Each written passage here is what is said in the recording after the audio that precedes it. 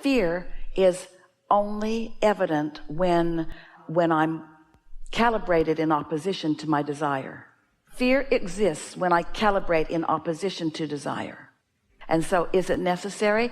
No. Is it helpful? Yes. It's needed, because how are you going to know?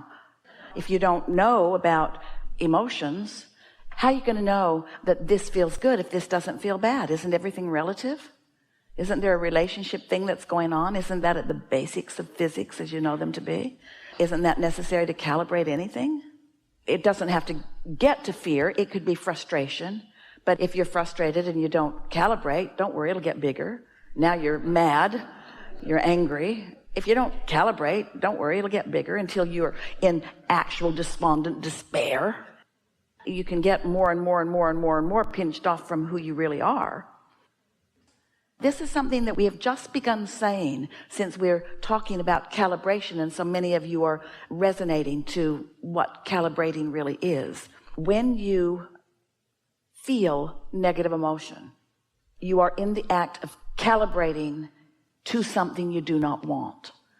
But in the moment that anyone is calibrating to what they don't want, an equivalent calibration of what is wanted is happening at the same time. That's what relativity does for you. So if it's really, really, really unwanted, then this is really, really, really wanted. And you didn't just get there. There's been momentum in those vibrations that have led you to that. So the whole time you've been calibrating your way to fear, you've also been calibrating your way to love. It's just that you've been choosing to look this way because there's been so much in the physical realm that you're used to seeing and hearing and smelling and tasting and touching that's sort of leading you that way. So while you're creating something unwanted, you're creating something wanted. While you're calibrating to something unwanted, you're calibrating something wanted. And so there it is. But if you don't know, if you're used to only seeing and hearing and smelling and tasting and touching, you can't see what's over there. You can only feel what's over there. So it isn't until you understand that emotions are your tool of evidence of what you're calibrating that you would begin to feel for something else. You can't look and find it because it hasn't turned to things. It's not manifested yet, but you can feel it. So as you feel for it and find it and feel for it and find it and feel for it and find it and feel for it and find it and calibrate to what feels good, then those thoughts turn to those things. How are you going to create something that hasn't been before in your life experience? Don't you have to start where you are? And if you're starting with a belief that you're unworthy or incapable, don't you have some vibrational ground to cover before it starts taking shape? Yes. Law of attraction is the engine, and you are source energy, but it does require focus. It does require calibrating. And turns out, just wanting it occasionally doesn't cut it. So maybe you're calibrating 3%, 4%. Maybe you're calibrating 10%. Maybe you're all in. Maybe you're paying attention to how you feel. Maybe how you feel matters. Maybe when you don't feel good, you're thinking about why you don't feel good and you're poking around at it until you really don't feel good. Maybe you're making it absurd and you really don't feel good and you're launching more and more rockets, and then you decide it gets big enough and bad enough and absurd enough that you say, I don't want to feel like this. We want to say that the power is in the energy. It certainly is. But a creator focuses.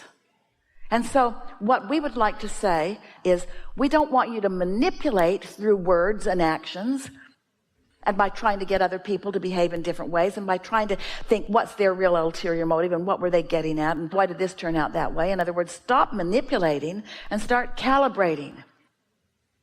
But the percentage of attention could be great.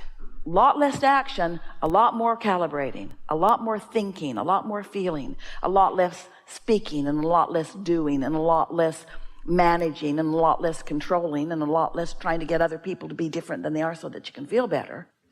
But still, calibration is a real deal. It's real work. That's only and always and ever it will be. Because you were source energy. Oh, so happy. Why would you come here? There must have been something really big in it for you. Oh, eternity, more, identification, recognition of things wanted, and then isolating the vibration of it, and then calibrating to it, and feeling the cooperative universe back you up and fill in all the details of what you want. You're a master creator. That's why you came. And so you want to create. We don't want to give you the impression that you've got nothing to do. You got a lot to do. You want to think your way into happiness. Happiness would just be yours if you weren't in an environment where there were things to think about. But in this environment with things to think about, you're in a constant state of choosing. And if you're sloppy about it, so if you think, oh, well, the universe is taking care of 97% of it and I don't have to think very much, we say, we'd be thinking if we were you, thinking and feeling and thinking and feeling and thinking and feeling and thinking and feeling. Don't make yourself nuts. Esther's obsessed with this calibration. Something happens, she goes directly to her book. There's a problem and here's what it is. And she writes it down with great relish because she's eager about cleaning something up. And what's so interesting, every time she cleans up a little piece of something, 5 more things that she didn't even know were in there come out to play with her. And she goes, I knew you were coming. I didn't know when you'd be here or how big you'd be, but welcome. And then she calibrates about them too. And so she's feeling more empowered. She's feeling more eager. Things aren't bothering her. The past is irrelevant. And so see it as something you want. See it as something you ask for. See it as something that's a big payoff. But the payoff is not in the future. The payoff's right now with the improved emotion. That's the thing. It feels better right now. It feels better right now. And yeah, it's going to produce all kinds of great stuff. But don't let your ulterior motive be the great stuff. Let your motive be, this feels better right here and now. Yeah.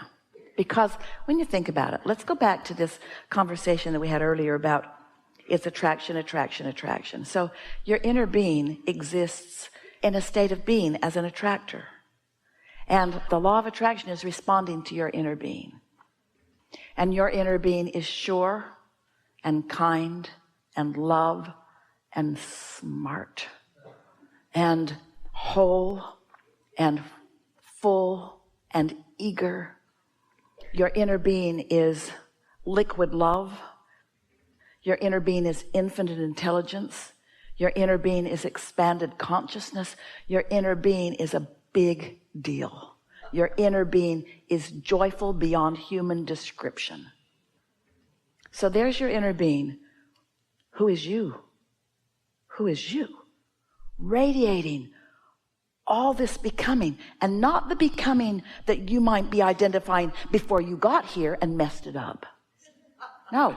You didn't get here and messed it up. You got here and made it more. Your inner being is more of all of that we were describing because of the contrast that you've allowed yourself to live. Because in calibrating, you calibrated more, and your inner being enjoys the moreness that you calibrated and calls you home to the fullness of the creation that you have set into motion. You see how it is? Does that make sense to you? So there's your inner being radiating all of this clarity and love and fun and joy of life, radiating it, being it. And here you are having some sort of a relationship with that part of you. So let's say you're having a hard time today. Your inner being isn't. Your inner being is steady. Your inner being's got the light on. Your inner being is giving you an opportunity to feel your way to that. And sometimes you do, and sometimes you don't. When you don't, your inner being stays steady in that love. But when you do find your way home to it in this moment, your inner being feels rapturous. And so do you. You know those goosebumps that come with that new clarity? You know that the love that washes all over you when you're loving someone so much that you want to turn inside out and lick them all over their face? You know those feelings? That's you in resonance with your inner being as you and your inner being are having your allowing moment. Because your inner being's been there. Your inner being's been out ahead of it. Now you're coming into it. Now you are allowing yourself to be attracted by your inner being into what your inner being has already become. And then the cycle just goes again and again and again. So here it is. I know what I don't want. I know what I do want. I launch a rocket of desire. It's not familiar to me because I'm more familiar with what I don't want. But I care about how I feel, and so I feel a little better, and I feel a little better, and I feel a little better, and I feel a little better. Line up with that. Now I'm in alignment with my inner being, and now my vibration rises, and now what my inner being knows about this flows into my experience. I'm brighter, I'm shinier, I feel better, and I get the stuff that I've been wanting. Boom, manifestation happens. What else happened? Oh, a whole new set of contrasting experiences. I know what I don't want. I know what I do want. I don't really know what I do want. I more know what I don't want, but what I do want is calling me, and so I care about feeling good, and so I look toward what I do want, and then I line up with it, and then I come into vibrational alignment, and things come into my head, and then boom, I have a manifestation, and now I also have a whole new set of contrasting experiences. So I know what I don't want, I know what I don't want. That's just how it goes. That's the eternal process of becoming. And it's supposed to feel good. It's supposed to feel good. Does that make some sense to you? Once you get the hang of this, you'll be mad for it. You'll be obsessed with it. And once you discover your own personal power of calibrating to your strength and to your clarity, you'll never want to be wishy-washy or not clear again. You will want to be the deliberate creator that you were born to be. And with some very easy to identify tools and some very easy access of application of these tools, you can leave vibrations in different places so rapidly that what comes around you will be remarkably different right away. Right away. Because what you're emanating now is your point of attraction. So it's not the past that is plaguing you. It's your current attention of unwanted things in the past that causes you to continue to calibrate to unwanted things. Over time, we've been saying that reach for the best feeling thought. That's part of calibration. We've been saying you get what you think about whether you want it or not. That sort of is some maybe inspiration to make you want to do some calibration. But mostly what we want you to know is what calibrating is just feeling for the emotion that feels better by offering thoughts that induce emotion. Because you think thoughts and then you have an emotional response. And the reason that you have an emotional response to every thought you think, to every perception in every moment, to every word you speak, to every word you hear, to everything you focus upon, you have an emotional response. You do. And it's all about this and only about this. You were source energy before you came into this physical body. That part of you still remains source energy, even though you are here in this physical body. And that source energy part of you is aware of you all day, every day, everything that you're living. And your inner being has, you might call it an opinion, a perspective of whatever it is that you are experiencing. And that perspective is always pure, positive energy. It is never ridden with resistance. So in every moment in time, there is this potential for calibration for you going on. And the reason that we give this responsibility, you might call it, opportunity, we like to call it, to you, is because your inner being will never calibrate to your problem.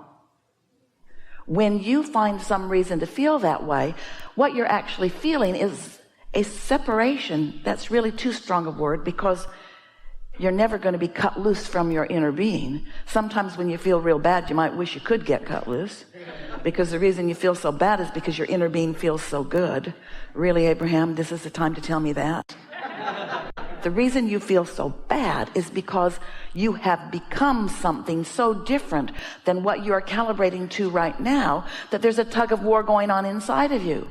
And your only option is to let go of the thought that is causing this separation, or move in the direction of what will close that gap. And so that's the game that we are calling calibration. In other words, deliberately reaching for thoughts that feel better. Deliberately reaching for thoughts that feel better.